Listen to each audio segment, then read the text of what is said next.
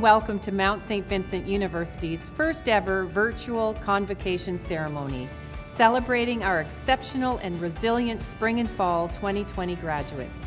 My name is Dr. Mary Bluchard, and I have the honor of being President and Vice Chancellor of Mount St. Vincent University. I would like to acknowledge that the Mount is built on unceded ancestral Mi'kmaq territory. We pay respect to the knowledge embedded in the Aboriginal custodian of this land and to the elders past, present, and future. Graduates, I know the past 8 months haven't been easy. Completing university is difficult under normal circumstances. Doing so during a global pandemic, truly inspiring. While I know this isn't how you envisioned graduating, I also know the kind of stuff you're made of. I know that many of you have faced challenging situations before, and while this one is both historic and unique, I'm confident that each of you will persevere and learn from this experience. Today, we celebrate the tremendous accomplishments of 1,000 of our students from dozens of different countries. You have completed your required courses of study and now receive your certificates, diplomas, and degrees from 32 programs. 157 students are graduating with distinction, 24 graduating with first-class honors. 41 students will receive a Senate Award of Distinction as they graduate with distinction and highest aggregate in their diploma or bachelor program. Amazing! We also celebrate 3 phenomenal trailblazing women who will receive honorary degrees from the Mount. Dr. Ann Innes-Dagg is a pioneering zoologist, groundbreaking biologist, animal rights activist, and feminist who has received worldwide recognition for her work on giraffes. Anna Maria Tremonti is a longtime journalist who has traveled Canada and the world in pursuit of stories that both enlighten and disturb. She has worked in radio and television for decades, mostly with the CBC. Dr. Lynn Jones is a Nova Scotian educator, community historian, civil and human rights activist, labor organizer, and a truly inspiring speaker. By way of this virtual ceremony, I am pleased to bestow upon each of these women the degree of Doctor of Humane Letters, honoris causa, with all the rights and privileges pertaining thereto. Congratulations and welcome to the Mount family. We'll hear from each of our honorary degree recipients a little later in the ceremony. The Mount is truly a gem in Canada, an institution with unparalleled social impact at home, across the country, and around the world, an agent of social change. In fact, we've been breaking ground since our very beginning.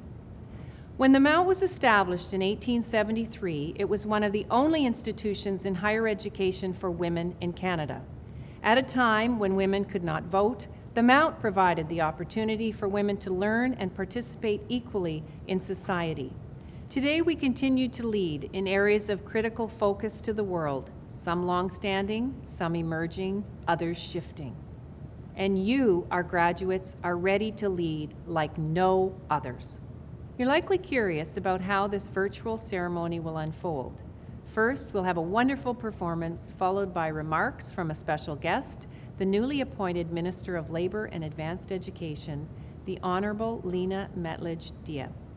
We'll then hear from our inspiring valedictorians and announce our student award winners. Then, our phenomenal honorary degree recipients and our deans will speak before the names of our spring and fall 2020 graduates will appear on the screen. Before our University Chancellor officially closes the ceremony, we will present our faculty awards and introduce the Mount's newest Professor Emeritus. I'd like to introduce Patrick Smalllegs Nagy, Special Advisor to the President on Aboriginal Affairs, who will say a few words before introducing the performers. Kwe, Oki, bonjour, hello. This is a special time, and I would like to congratulate all of you on your hard work to achieve your educational goals. To say that 2020 has been an interesting year would be a huge understatement. Yet, you persevered to a new normal. You adjusted and continued to strive to reach your goals. Your family and friends and everyone at the Mount are truly proud of you as you stayed to your purpose. Throughout 2020, we have seen society change, and I believe this will continue. We are hearing from voices that may have been silent before, but speaking up is the only way to bring on genuine transformational change. So I encourage you to continue to speak up when you see injustices, as it will be the only way for the status quo to be challenged. I am pleased to introduce two phenomenal performers, Raymond Sewell from Pabonneau First Nation, who is also a proud Mount alumni, and JC Sillaboy from Sabaganagati First Nation. Once again, congratulations.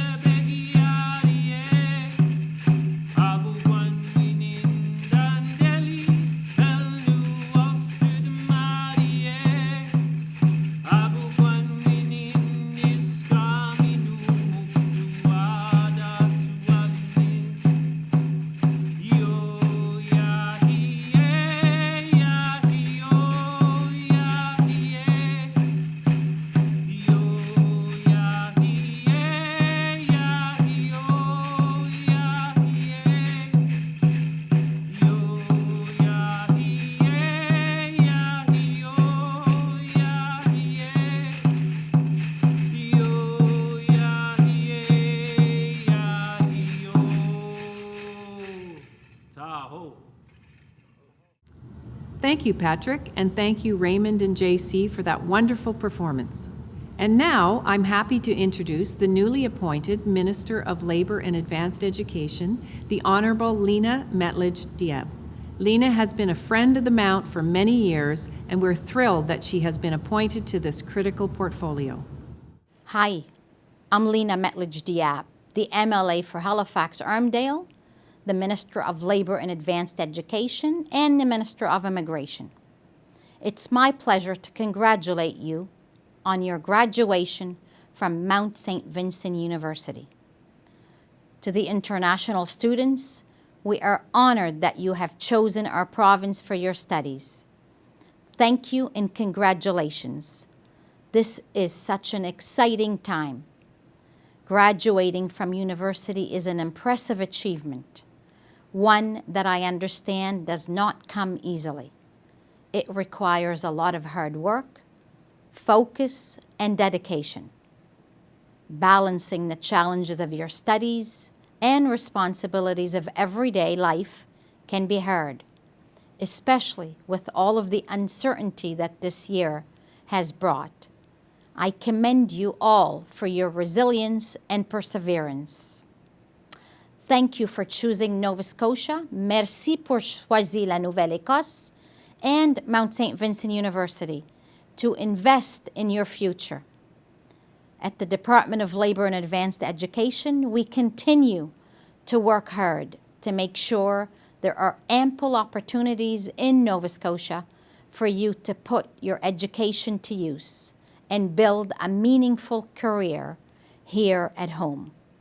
I wish you all great success on your next chapter and I cannot wait to see what the future holds for you. On behalf of the province of Nova Scotia, félicitations. Up next, we'll hear from our inspiring valedictorians. To be chosen valedictorian, a student must have maintained a strong academic record, been actively involved in a number of extracurricular activities either on campus or in the community, and been nominated as a fitting spokesperson for their graduating class by their peers, faculty, or staff. We'll now hear some highlights from each of our valedictorian speeches. Their full speeches can be found on the Mount website at msvu.ca/convocation. Class of 2020, we did it! I want to say that I'm incredibly proud of you and your accomplishments, but more importantly, I hope you're proud of yourselves. As if experiencing senior year burnout isn't already challenging enough, you simultaneously managed to complete your degree in the midst of what can only be accurately described as an apocalyptic year. When you haven't been outside for days, weeks, or even months on end, it can be difficult to find the motivation to pick up a textbook or write that paper. Some of you may have experienced losing a job, some of you have children to tend to, some of you have had to live in environments that have not been conducive for learning or a healthy mental state, and some of you have unfortunately had your own personal experiences with COVID-19. However, in spite of the adversity you have faced, here you are today, triumphant. In a year marked by mayhem, uncertainty, and tragedy, you have become victorious. You are more than worthy of celebration, so when I say that I hope you are proud of yourselves and all that you have accomplished, I truly mean it. I would be remiss if I failed to use the few minutes that I've been granted to speak not to address the importance of advocacy and how MSVU helped me find my voice. An important lesson that I've learned at MSVU is that although it can be tempting to take the safe route and remain tucked away from controversy and difficult conversations, the truth is we don't evolve individually or collectively when we avoid leaning into discomfort. Coming from the island of Bermuda, which is culturally different from Canada in some ways, my professors and peers challenged me to think critically and question myself, my pre-existing opinions, and my views of the world. This institution is not made up of yes people, and I love that. You're here today, graduating, because no matter what you faced over the past 4 years, you showed up. The all-nighters, finals week, group projects, and finding parking on campus, you showed up. It wasn't easy, and I know the final weeks of completing our degree was far from easy. Switching to online learning, possibly laid off from work, and having to work hard to cross the finish line despite a high degree of uncertainty in the world was not easy. But you're here. You did it. You persevered, and now you've crossed the finish line. But it's not over yet. You might have started a new job where you're not sure what you're doing. You might be looking for a job, applying, and have yet to receive an offer letter. Or you might have returned back to school and are wondering, why on earth am I doing this again? To that, I encourage you to show up no matter what obstacle is in your way. This arena you've been in has trained you for what lies ahead. It won't be easy, but if you continuously show up, do your best, I believe you can do it. I challenge all of you to think for a moment. Throughout your studying here at Mount St. Vincent, what have you learned about yourself? Have you discovered a passion? Has your journey led you to find out something new about yourself? Do you believe that the knowledge that you have acquired throughout these years has equipped you to make some kind of difference, whether it is small or large? If you answered yes to any of those questions, you need to follow that passion. Find ways and opportunities that you can make even the smallest change, whether it is in your circle of friends, in your workplace, and even in an organization that you are a member of. And remember, your change does not have to be so big that you will be known as and remembered like Martin Luther King or Malcolm X. Over the last 5 years while studying at the Mount, I lost my grandfather, my grandmother, as well as my father. The skill that I learned from those significant events is that in life we face roadblocks and challenges, but we must stay true to our purpose. Creating change is not easy. You will encounter obstacles that may seem to knock you off course, but it is always important to keep the end in view and to remember your purpose, the reason for your change.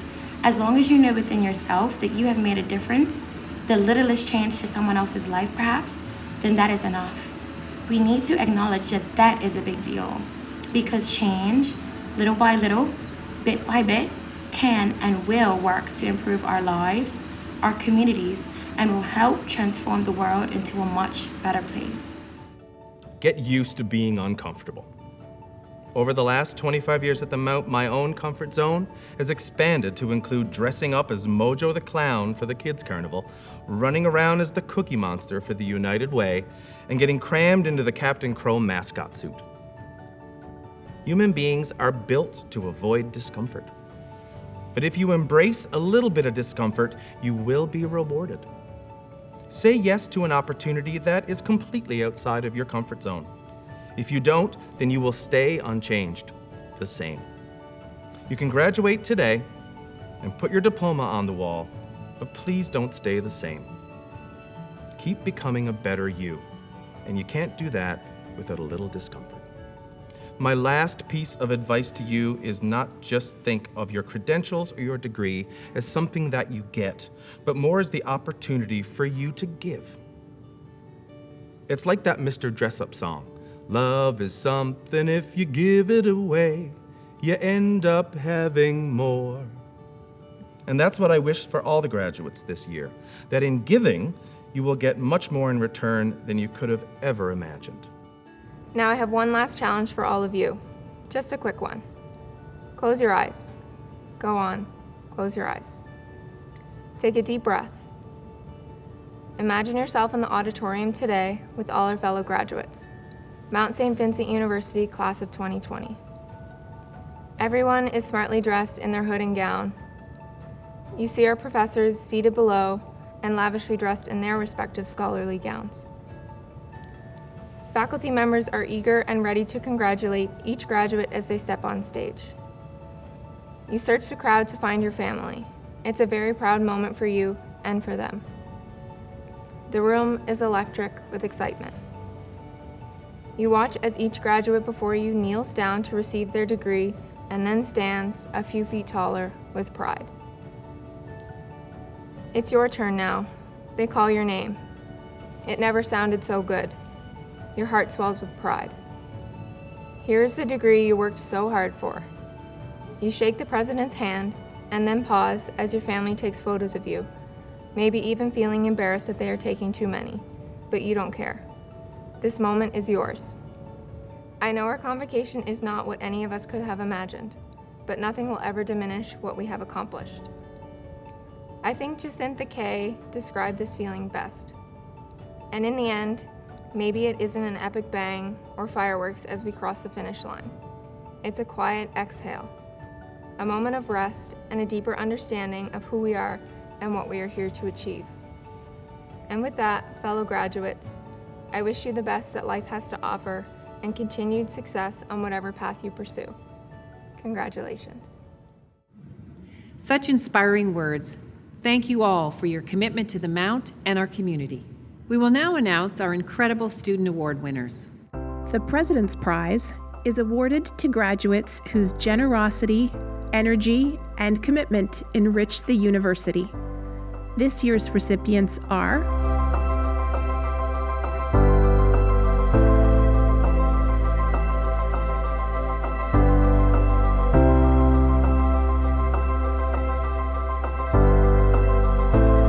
the Governor General's Medal is presented once per year for the highest aggregate in the final 3 years of a degree program at the undergraduate level and the top graduating master's student.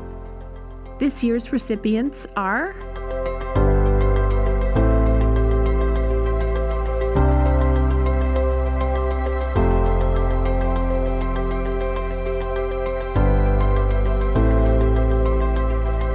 Membership to Kappa Gamma Pi, the National Catholic College Graduate Honor Society, is based on scholarship, leadership, and service. The recipients are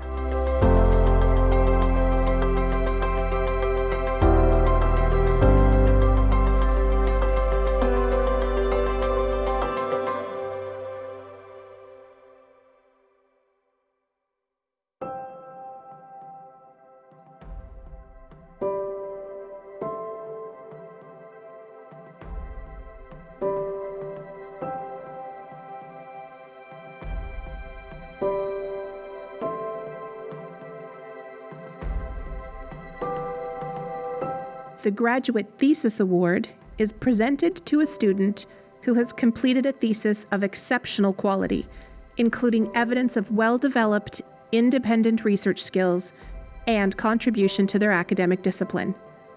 The recipient is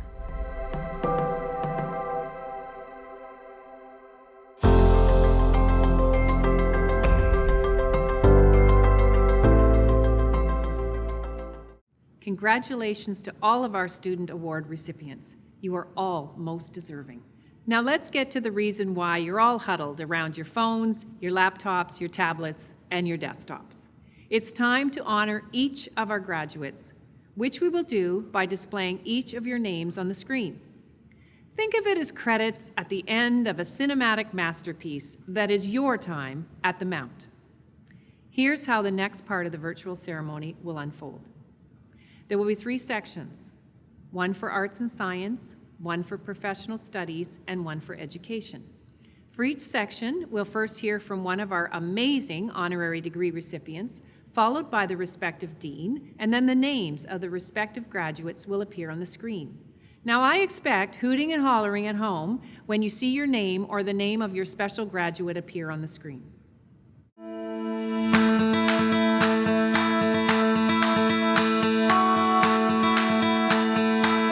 Dr. Anne Innes-Dagg is a pioneering zoologist, biologist, animal rights activist, and feminist who has received worldwide recognition for her work on giraffes. In 1956, she became the first person to study giraffe behavior in the wild. She is the author of numerous papers and books, including The Giraffe, Its Biology, Behavior, and Ecology, along with fellow zoologist Bristol Foster. She faced many challenges in her career, most notably because she was a woman who was prevented from becoming a tenured professor at the 3 universities at which she taught. This resulted in her disappearance from the giraffe world.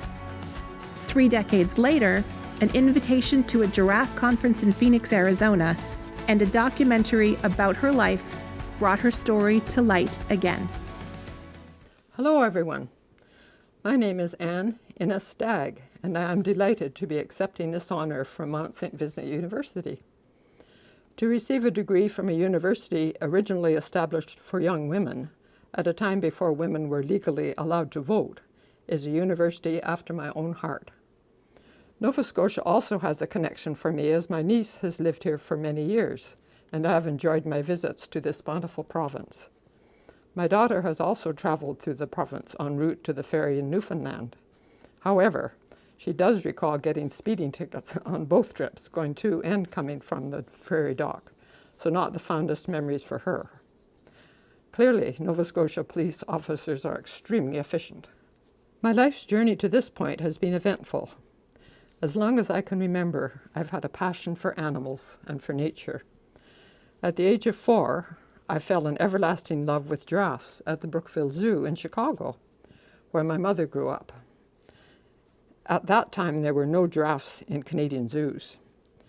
These magnificent creatures mesmerized me, and I would spend my early life dreaming of giraffes.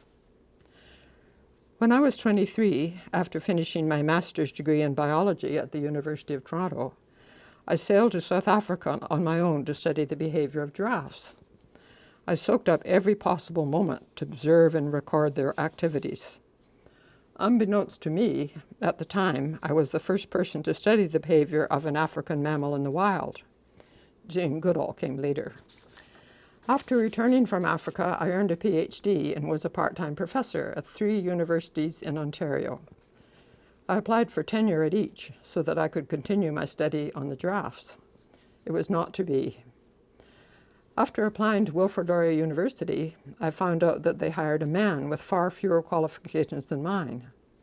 The University of Waterloo said that if my husband had a job, I need not even apply. The University of Guelph had a promotional committee that consisted entirely of men. They asserted that I didn't have a fully developed research program when, in truth, my work was published in some of the highest regarded academic journals in the world. It was clear what was happening. I was highly qualified, but denied tenure as a female scientist trying to break into a men's world. This led to the lowest point in my life. But I didn't give up. I carried on with my scientific work, and over my career I've written 22 published books and over 60 scientific articles. 2 years ago, my life story that was brought into the light with the documentary film about my life called The Woman Who Loves Giraffe, available on Crave, iTunes, DVD, and Blu-ray. The notoriety of the documentary caught the attention of the 3 universities that earlier had halted my career. The University of Guelph has issued an apology and created a scholarship in my name. The others have followed with similar reparations, and I was recently appointed to the Order of Canada. My daughter, along with my giraffe colleagues, have used this momentum to establish the Anne Innes Stagg Foundation, which focuses on conservation efforts in Africa to counteract the ongoing decline of giraffes due to habitat destruction and hunting. Over the course of my life, I have had many difficulties and hard times, but what has helped me through it all was a strong network of supportive friends, family members, students, and colleagues. I have known my 2 best friends for over 75 years, and they have both been instrumental in so many ways for my heart and my mental health. This is a key takeaway that I hope all of you will embrace. Continue to support and nurture your own network of people, as they will be the ones who will be on your side in times of need. Seek out mentors that you can trust. Their life experience will guide you to find your own talents and help you to soar. It is regrettable that we can't meet in person at your wonderful facility to celebrate the huge achievement that each of you has accomplished. These are strange times, but they're not unique. When I was a young girl of 11 in the 1940s, growing up in Toronto, I contracted scarlet fever. The health authorities were terrified that the fever would spread through the city and ordered my parents to burn all my clothing, books, and toys. I was placed alone in an isolation hospital by myself for a month. A sign was placed on the front lawn of our house saying, "Quarantine, scarlet fever exists on these premises," informing the neighbors that they should avoid access to the house and everyone in it. It was a very scary time for everyone before we had vaccines or truly understood how the disease was spread. We eventually got through it, of course. I lived to tell you my story. We will get through the coronavirus too and come out stronger, wiser, and ideally healthier. The world isn't that much different than it was 75 years ago. We are as frail as the next virus can make us out to be. Life is a struggle, but all life, especially giraffes, are worth fighting to defend. I hope that all of you will reach your dreams and pursue your passions as new graduates from such an esteemed university. Onward and upward. Anne, who loves giraffes. Congratulations, graduates. I'm Carrie Dawson, the Dean of Arts and Science. I know that this is not the graduation you imagined, but it is a day to celebrate. So celebrate yourselves. Be proud of what you've learned. Be proud of how hard you worked. And be proud of the resilience and adaptability you've shown over the last number of years, and perhaps especially over the last few months, when the many challenges of COVID-19 and the emergency move to online learning struck just as you were finishing your degrees. You've been tested, and you've succeeded. So celebrate your success, recognize your potential, and know that we at the Mount are very proud of you.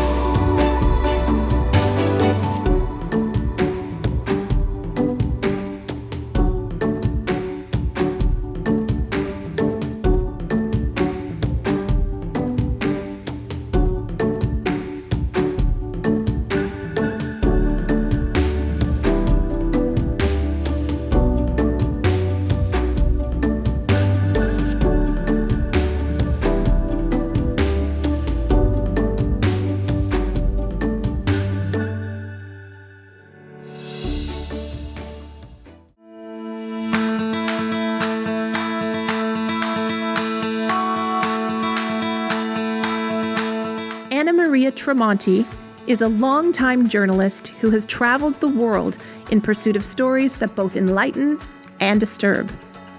She began her career at CKEC Radio in New Glasgow, Nova Scotia, and soon after joined the CBC in Fredericton, then Edmonton, and then to the Parliament Hill Bureau in Ottawa.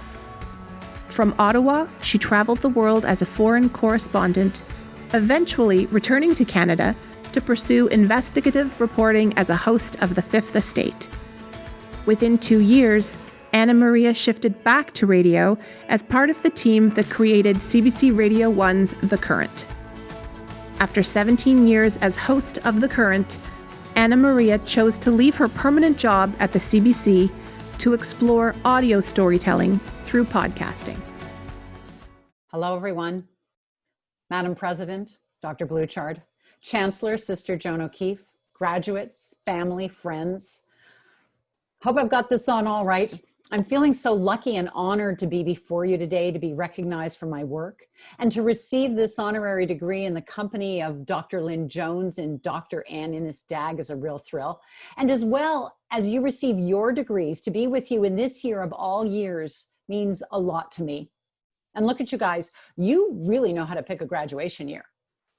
Come on, a graduation at the best of times is packed with mixed emotion. You spent years getting here. You've had dreams and disappointments, obstacles to overcome, quiet triumphs.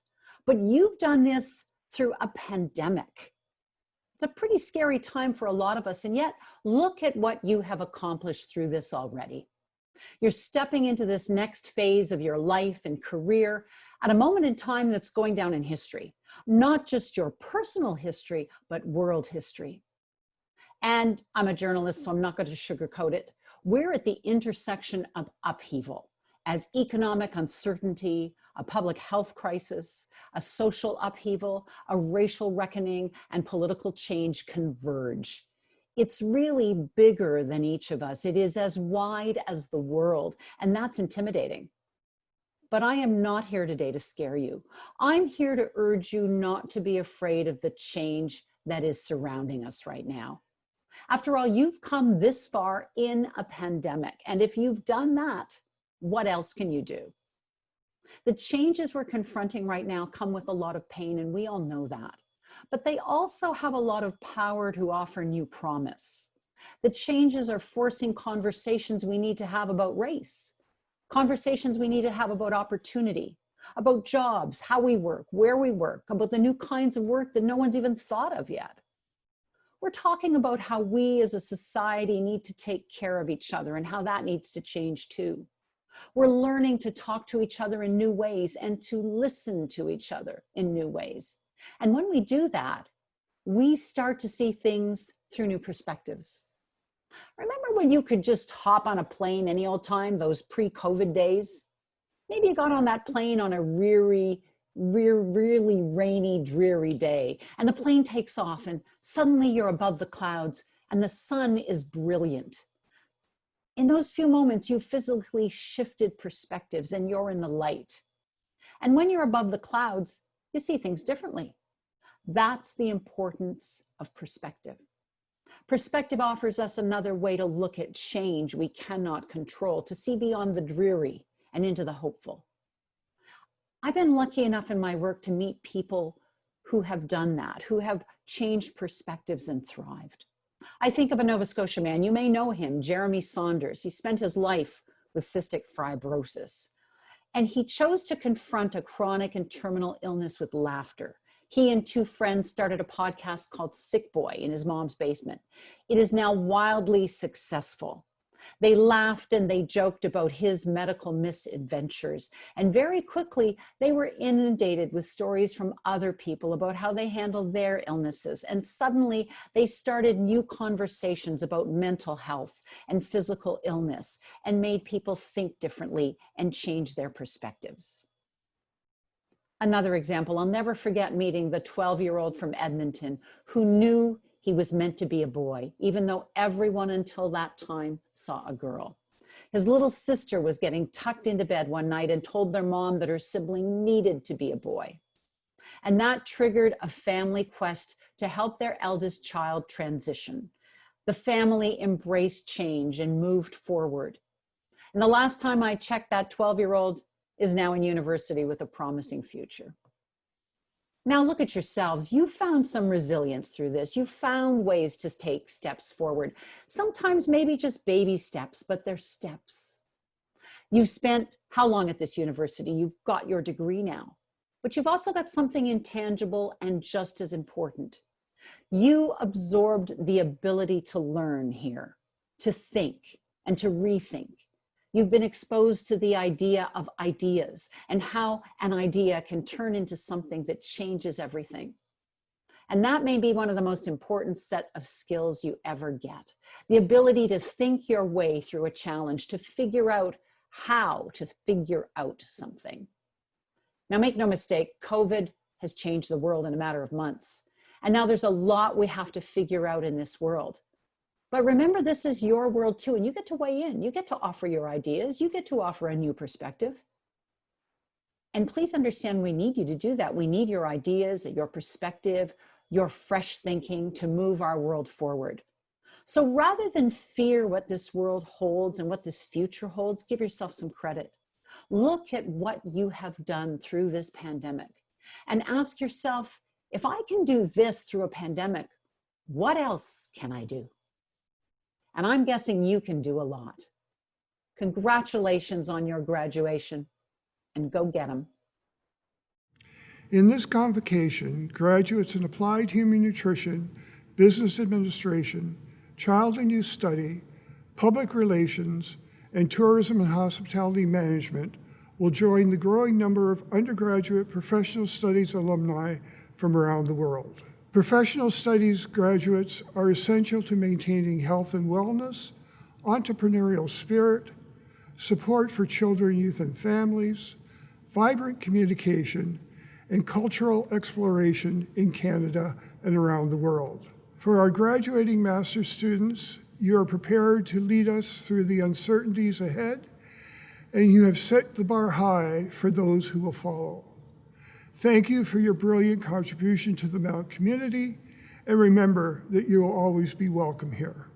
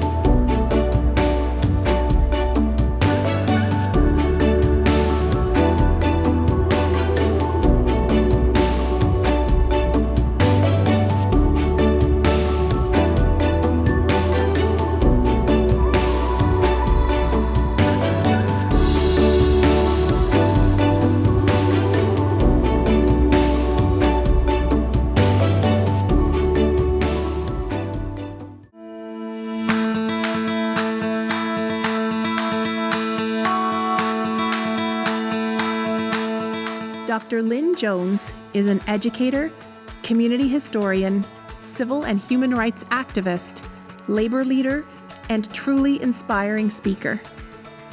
She was the first African Canadian to join the executive ranks of the Canadian Labour Congress and be elected General Vice President. She was also an official international observer of the first democratic elections held in South Africa, which saw the election of Nelson Mandela as the country's first Black president. Lynn is one of 10 children born into an Indigenous African Nova Scotian family of community leaders. Her social justice priorities are focused on the obtaining of reparations for African people and highlighting the crimes against humanity perpetrated during and following the transatlantic slave trade. It is a great honor to accept this prestigious degree from Mount St. Vincent University, affectionately known to many of us as the Mount. It is an institute that began and developed during an age when women's advanced education was scarce. Graduates today, you stand on the shoulders of those who understood not only the need for women's higher education, but also were equipped with the knowledge that men must respect and learn about the progressive realities of women's lived experiences. I believe it is important for you to know that the commitment to girls' and women's education was a matter of seriousness and pride in the family I grew up in. My mother, Lynn Jones, attended college late in life after her and my dad, Elmer Jones, raised and educated me and my 9 siblings, 7 girls and 3 boys in all. After ensuring her children's education and equipped with her own grade 5 education, Mom went on to graduate from our hometown college at the ripe old age of 60. She was immediately employed in the Colchester County school system, and in 1976, she became the first licensed Black teacher to teach in Truro, Nova Scotia. She valued education like most people value air. Education required lifelong learning. As an African Canadian activist and womanist, I know the importance of the education of women to the struggle for economic and social equality locally and globally. Men and women graduates of today, I wonder if the work that my mom and others in her generation did, or even if the work I do, has shaped your journey. And if so, has it helped you to be a lifelong activist for caring and effective social change? Has our work motivated you enough to reject the status quo and instead imagine a world that adopts anti-oppression, equity, and equality at its core? The struggle for people for equity and equality is for me a struggle for change as important as the air we breathe. You are among the first of the COVID-19 graduates, educated during a time where the raw and extreme inequalities of economic and social systems and institutions are exposed. Death rates that disproportionately affect and kill Indigenous, Black, and other people of color are the norm. At the same time, these workers are more exposed to the COVID virus in carrying out their daily work.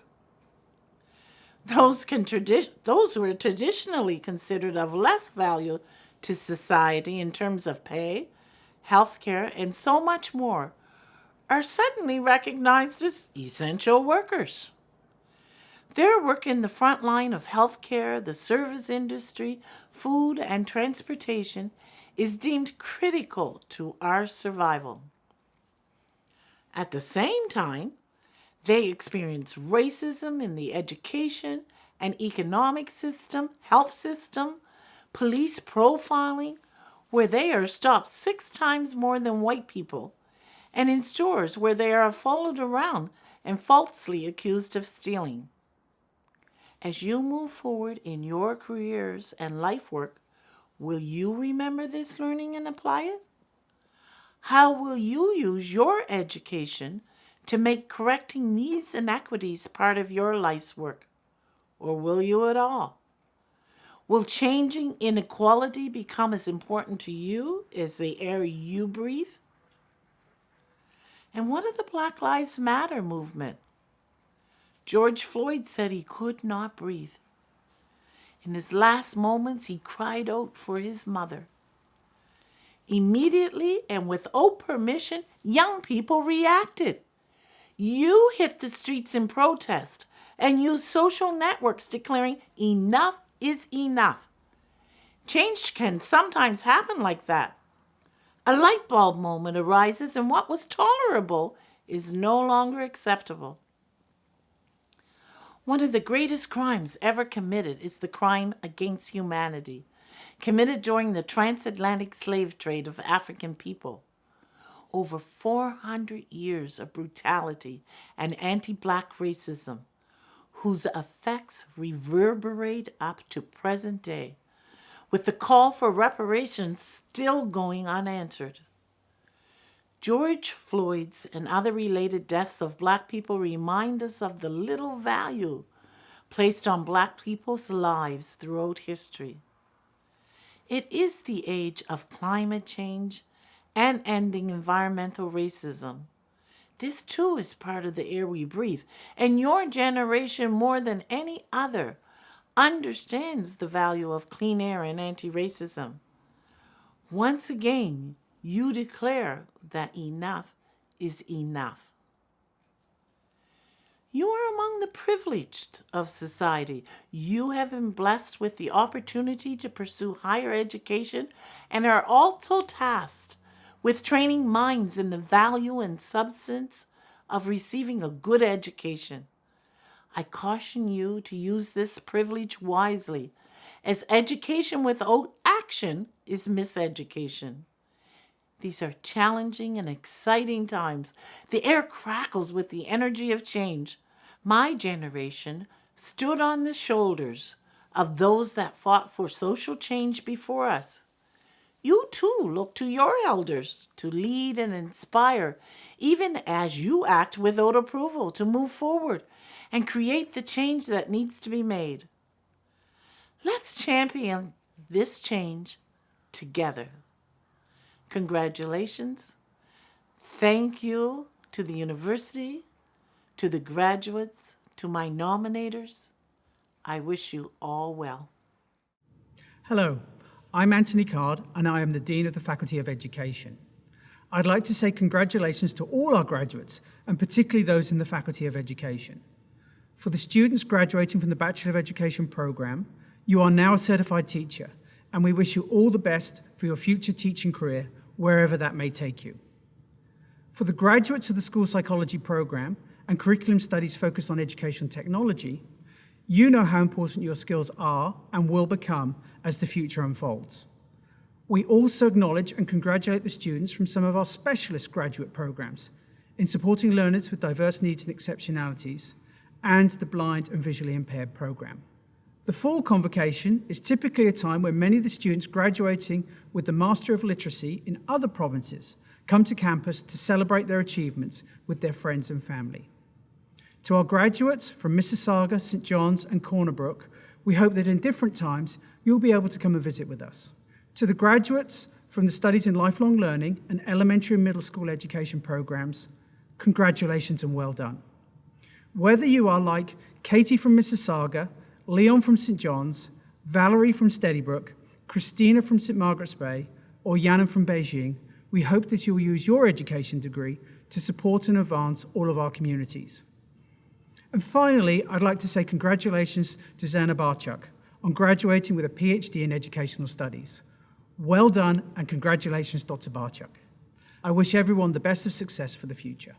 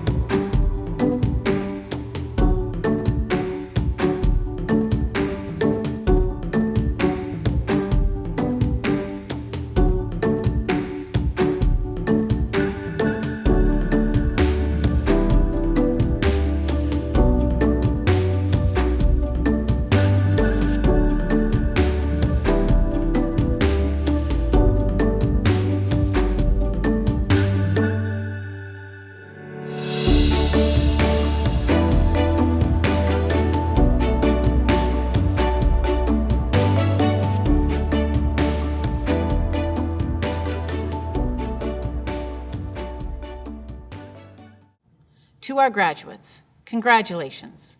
Today is a day for you to celebrate your academic and personal success.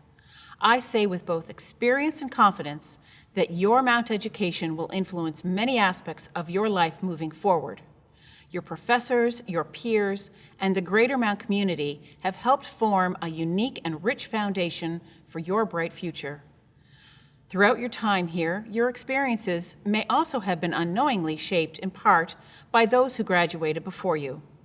As guest lecturers, co-op employers, university staff, mentors, and sports fans, you have felt the impact of the alumni who remain connected to this special place. And I hope that when you leave here today, you too will stay connected. As you are bestowed your degree, you will also receive an alumni lapel pin bearing the coat of arms of the Mount to mark your membership in the Alumni Association. You will become one of the many thousands of women and men who have come from around the globe to study at the Mount. Wear your pin with pride. This is your self-identifier as a Mount graduate, allowing you to take advantage of the benefits and discounts available to us. Enjoy. And as you start the next phase of your life, please stay close and keep us informed about your news and accomplishments. On behalf of all Mount alumni, congratulations and welcome to the family. Graduates, I'm so very proud of each and every one of you. On behalf of the entire Mount community, I congratulate you all on achieving your academic goals. I encourage you to stay connected with us. Continue to be interested in the evolution of your university. Continue to challenge us as we've challenged you, and come home often. As you look back on your time at the Mount, may you do so with great fondness for the places you've been, the knowledge and skills you've acquired, and most importantly, the people you've met, including friends, mentors, and outstanding faculty and staff. I truly believe our faculty and staff are among the very best in the world, and if this was a typical in-person ceremony, we would be giving them a standing ovation right now. Of course, you wouldn't be here without the love and support of family and friends. Hopefully, you're gathered around a screen watching this virtual ceremony with those dearest to you. Or your family and friends around the world have been able to watch from wherever they may be. Now's the time to give them a round of applause and a nice big, possibly virtual, hug. No matter how you're viewing the ceremony today, know that there's a whole community of mystics cheering you on from afar. Up next, we will present our faculty awards. To lead this portion of today's ceremony, I'd like to introduce Dr. Gail McDonald, who most recently held the role of Associate Vice President Research at the Mount, and Dr. Kathy Darvish, Acting Director of the Teaching and Learning Center and Online Learning. It is my distinct pleasure to present the Mount St. Vincent University Research Excellence Award to Dr. Derek Fisher, Department of Psychology and Interim Associate Vice President Research. According to Dr. Vernon Knott of the Ottawa Institute of Mental Health, an external referee for this nomination and his initial supervisor, Dr. Fisher's work on schizophrenia has tremendous clinical implications. His markers of hallucinatory tendency have important value. Dr. Knott adds, and I quote, "In my own laboratory, we are now using these same markers to assess the effects of electrical stimulation of the auditory cortex in hallucinations patients." I want to pause to say that this is highly unusual for an initial supervisor to be using research developed by their student at the early stages of their career. Dr. Fisher's colleague, current co-chair of his department and internal nominee for this award, Dr. Michelle Eskrit, states, "He asks tough theoretical questions, and he's willing to deal with messy issues." This distinguishes Dr. Fisher's work from that of other neuroscientists, as he insists on dealing with sex and gender in his work, not just the randomized inclusion of women, but a truer meaning of inclusion which charts menstrual cycles, age, and birth control to women's reaction to caffeine, for example. For this, he won a substantial NSERC grant. Arguably, if Dr. Fisher's precepts on sex and gender were used in the testing of all substances, we would not only lose less women, we would know much more about women's ability to live healthy lives with or despite pharmaceutical interventions. Derek has been winning awards since his first degree, culminating with a doctoral dissertation award in 2011.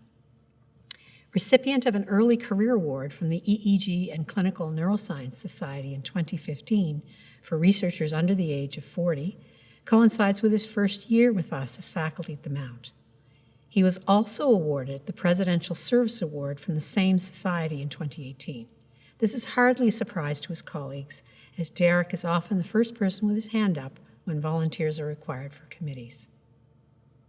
According to his curriculum vitae, Dr. Fisher has had 32 peer-reviewed articles published since coming to the Mount in 2011, 17 prior, and currently 6 submitted, some of which may be published by the time of this citation. This is a career total of 55 articles, 9 of which were published in 2019 alone, with an overall citation H index of 23. Dr. Fisher is an associate editor of Clinical EEC and Neuroscience and is a guest editor of the International Journal of Physiology for a special issue on the neurophysiology of schizophrenia, and an ad hoc reviewer on an impressive 33 journals, many of them international. Dr. Fisher excels in collaboration, and he holds adjunct professor status at the universities of Dalhousie, Acadia, St. Mary's, and has been appointed as affiliated scientist in the Department of Psychiatry with the Nova Scotia Health Authority. His research grants-getting ability is also legendary. As principal investigator, he has awards from NSERC, CIHR, the Nova Scotia Health Research Foundation, and the Dalhousie Psychiatric Research Fund, as well as numerous internal awards for a total of $530,000 since 2016. That's over $500,000 in 4 years, folks. His impressive record to date could easily be considered by some to be the measure of a highly productive career total, not just someone in the first decade of academic work. His colleague and external nominee, Dr. Phil Thibault of Dalhousie's Faculty of Medicine, states, "I'm amazed at his productivity, especially in light of his other quite significant work commitments," and notes his research focus is on a clinical population and he is based academically outside of a clinical institution, which makes his accomplishments all that more impressive. According to his colleague and internal nominee, Dr. Christine Lackner, Dr. Fisher was highly generous in sharing both his laboratory and drafts of his successful grants to assist her in getting started in her own career. But the final nomination comments I leave to his doctoral student, T.J. Anderson of Dalhousie, who insisted on working with Dr. Fisher despite other experts available at Dalhousie, and I quote, "Dr. Fisher is one of the most understanding and compassionate supervisors I have met during my academic experience, an avid advocate of maintaining a work-life balance and ensuring the mental and physical health of his students." All of his nominees spoke of his excellent capacity to mentor students, leading them through problem-solving tasks to discovery of their own skill. For this work, he's been nominated several times for the Mount Teaching Excellence Award. One of the words that repeatedly comes up in his nomination package is the word happy. Dr. Fisher's happy to do this or happy to do that, happy to contribute, happy to help. That is the essence of Dr. Fisher. He's a very happy man, which must be a joy to his life partner, Shannon, and their 2 young sons. We certainly know that he's a joy to us here at the Mount. We are privileged to have a colleague of such generous spirit among us. This award to Dr. Fisher is primarily for this exemplary research record. However, as this citation attests, Dr. Fisher, by his service to his students, his colleagues, his discipline, to his research both here and in Canada and internationally, he is by any measure our most exemplary university citizen. Congratulations, Dr. Fisher, on receiving the 2020 Research Excellence Award. It is my pleasure to present to you today the winner of the Early Career Research Award for 2020, Dr. Diane Piccido of the English Department.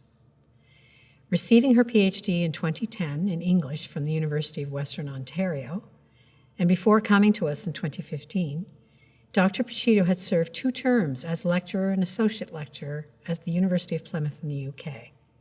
Prior to that, she served as a postdoctoral researcher at the University of Zurich, Switzerland. In 5 short years here at Mount St. Vincent University, Dr. Piccido has made quite an impression on us all.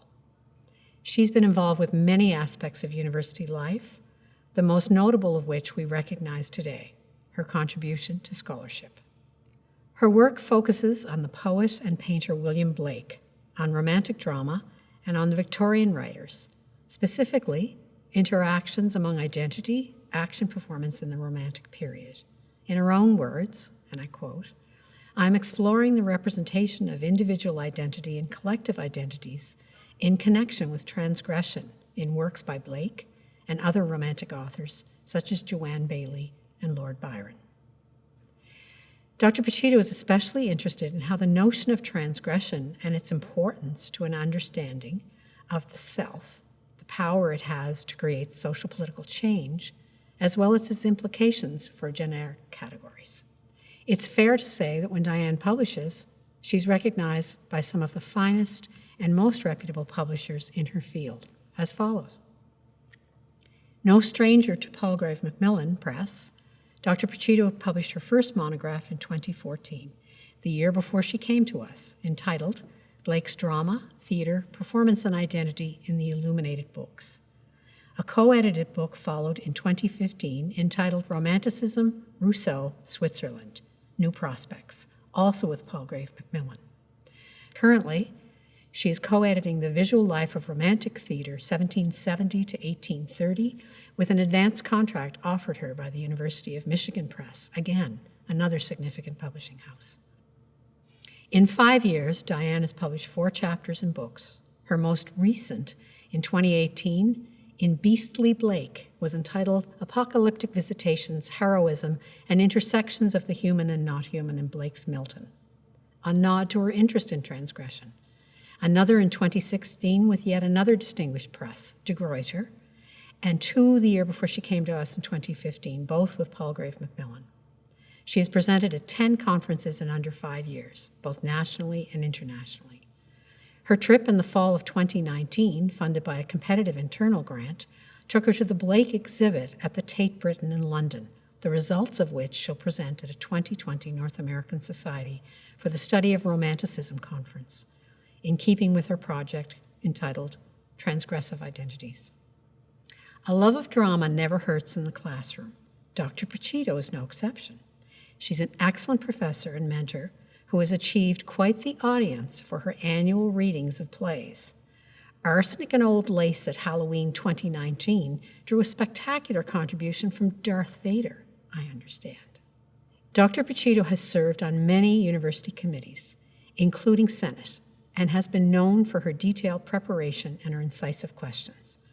But I'd like to signpost a particular contribution, her work in creating a supportive and welcoming mechanism for reaching LGBTQ faculty and staff, which has led to the organization of the first Mount contribution to the local Pride Parade. Academically, she with other colleagues are contributing courses to a minor in queer studies, a welcome addition to diversity at the Mount. Dr. Graham Fraser, as referee and her department chair, writes, "Some sense of the importance of Diane's contribution can be gleaned from the comment of senior scholars of Romanticism, such as Dr. Tristan Connolly, that this book will change the way we think about Blake." As a result of her research, she was also invited to contribute an article on teaching Blake's illuminated books performatively, or how to do dramatic things with Blake, to an online series on rethinking how to teach romantic drama. Teaching Romanticism, Roman numeral 26, Drama in Romantic Textualities, which appeared in 2018. Referee and colleague Dr. Anna Small reflects on the words of a reviewer of her most recent book, and I quote, "This will not just be a collection, but a field-defining conversation." Dr. Small writes, "This nomination is to honor her outstanding and prolific scholarship that is redefining her field, that is international and interdisciplinary in impact, and that is most deserving of an early career research award." And we wholeheartedly agree. A sincere congratulations to Dr. Diane Pachito. Dr. Alla Krishnirik of the Department of Communication Studies has been named winner of the President and Vice President's Advanced Career Teaching Award. Dr. Krishnirik has demonstrated extraordinary technical and pedagogical creativity, knowledge, and skill. Her teaching philosophy is one where she recognizes students as unique individuals coming from a wide variety of backgrounds, She doesn't teach her students to memorize material, but rather to think well and to apply their knowledge to everyday life. She welcomes student feedback and makes changes and adjustments based on this feedback. This student-centered approach leads to student success in the variety of undergraduate and graduate courses she teaches. Dr. Kushnirik also exhibits teaching leadership, both in her own department and beyond. In her own department, she's been identified as the go-to person when it comes to support with troubleshooting in the various methods of program delivery offered by the department. This role has been formalized with the title of Online Coordinator, and Ala is the first faculty member to hold this important position. Students report that Dr. Kushnirik has succeeded in creating a supportive learning environment, even in online courses, where Ala makes herself available to students throughout the week on Moodle, Yammer, by phone, and by email. In the words of one of her students, she models the future of post-secondary education. Congratulations, Dr. Kushnirik. Dr. Krista Ritchie of the Faculty of Education is the recipient of the Alumni Early Career Teaching Award. Even at this early stage of her career, Dr. Ritchie impressed the Senate Committee on Teaching and Learning with her strengths in every category of the award, and in particular, her wonderful professional knowledge about teaching and learning. Dr. Ritchie describes teaching as a personal passion, a source of joy, and a welcome intellectual challenge. Her nominators commended her for the multiple forms of formative and summative assessment Dr. Ritchie brings into her course design and her classroom teaching. Students describe an engaging classroom environment where every effort is made to help students succeed. In one student's words, "When I begin reflecting on Krista as a teacher and on the course she developed for us, I soon realized that the two key themes for me were inspiring enthusiasm and creative flexibility. This includes the possibility of an art-based model to represent reflections on a book club reading." Congratulations, Dr. Ritchie. From the Department of Chemistry and Physics, Professor Lori Reed is this year's recipient of the Alumni Part-Time Teaching Award. Professor Reed recently developed an online introductory astronomy course for asynchronous delivery. The course is a fine example of how thoughtfully applied course design, underpinned by a wealth of pedagogical knowledge and skill, can support rich and rewarding learning experiences for students. Through the integration of ideas from a range of disciplines and perspectives, students are able to connect their interests and experiences to the concepts and principles of astronomy. Professor Reed feels that it is her responsibility to help educate students to the best of her ability and is well aware at all times that her students are the teachers, health professionals, and educated world citizens of tomorrow. She states that the quality of her instruction can potentially affect the life choices made by her students. Professor Reed's innovative combination of Sky simulation software with interactive learning software allows for rich engagement. One student summed it up particularly well. Lori has wonderfully translated a plentiful and highly visual course to the online environment. Each unit is well explained, summarized, and packed with supporting visual content. Professor Reed has made contributions to the scholarship of teaching over the years, including a presentation at the TLCOL Celebration of Teaching and Learning, where she was the only featured part-time instructor. The presentation was received well by faculty across the campus. Congratulations, Professor Reed. Professor Emeritus Dr. Brooke Taylor, former Mount St. Vincent University Dean of Arts and Science. Citation by Dr. Kim Keenapple, Dean of Professional and Graduate Studies.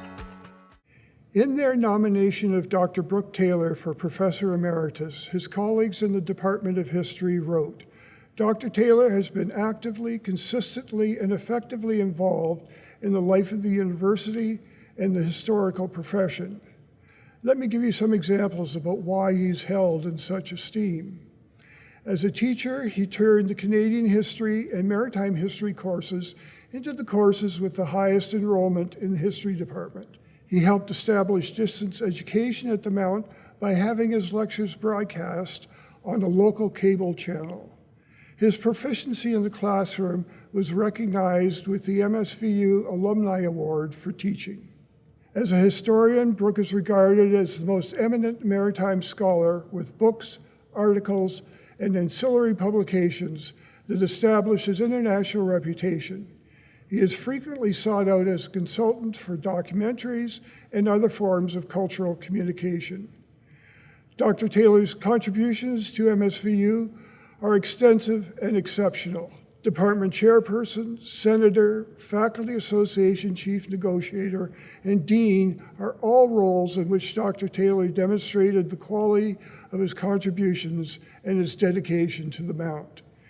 It is with great pleasure that I have the opportunity to provide this tribute to a friend, colleague, and scholar. Graduates, today we thank you, celebrate you, and bid you farewell, confident that your future will be enriched as a result of your time as a Mount student. And we look forward to having you as a long-term member of the Mount family as our alumni. Congratulations once again. Typically, at our in-person convocation ceremonies, a very special person officially closes the ceremony, the one and only Sister Joan O'Keefe, our University Chancellor. It just wouldn't feel right to close this, our first ever virtual convocation ceremony, without her. Without further ado, take it away, Sister Joan. Thank you, Mary. One of my favorite duties as University Chancellor is conferring degrees at our in-person convocation ceremonies and being the first person to shake hands with and congratulate our graduates. For obvious reasons, I've missed out on this honor this spring and again this fall, but I'm so pleased to be here virtually, congratulating you and wishing you all the best. The sky is the limit for what you can achieve. And now, I declare this virtual convocation ceremony closed. A reminder to visit msvu.ca/convocation for more information on our award winners, honorary degree recipients, and valedictorians, including their full speeches.